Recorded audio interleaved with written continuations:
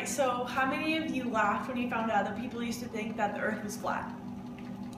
I know that I definitely did, which is why studying epigenetic inheritance has been so interesting.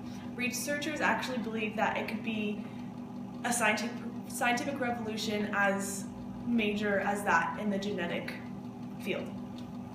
So, epigenetic inheritance is the concept and idea that our life experiences can have a physiological effect on our children. So things like drug abuse or disease exposure, financial status that can lead to stress, increase in stress, those all are things that could affect our children's health in the future. So what is epigenetics?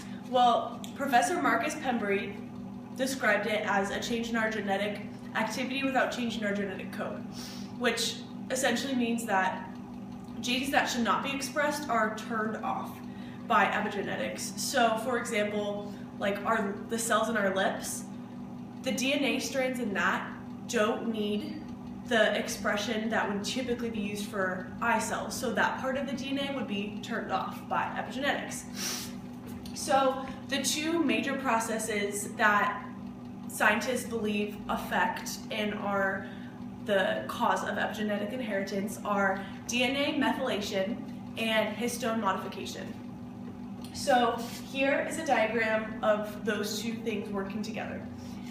As you probably know, this is a DNA strand, and these blue things right here, these blue bubbles, those are histones.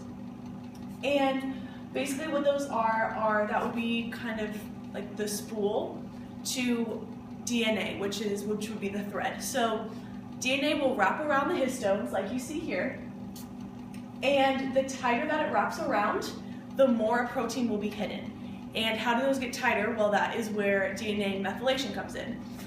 These little green tabs here are methyl groups, which will attach to the histones, making the DNA tighter around it, thus hiding or turning off a gene.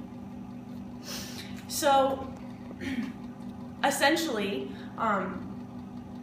this creates a blank slate for future generations. So once we're conceived and we start generating sex cells, in that point in time, all of our epigenetic markers, they're hidden. So basically that's where methylation is most prominent, is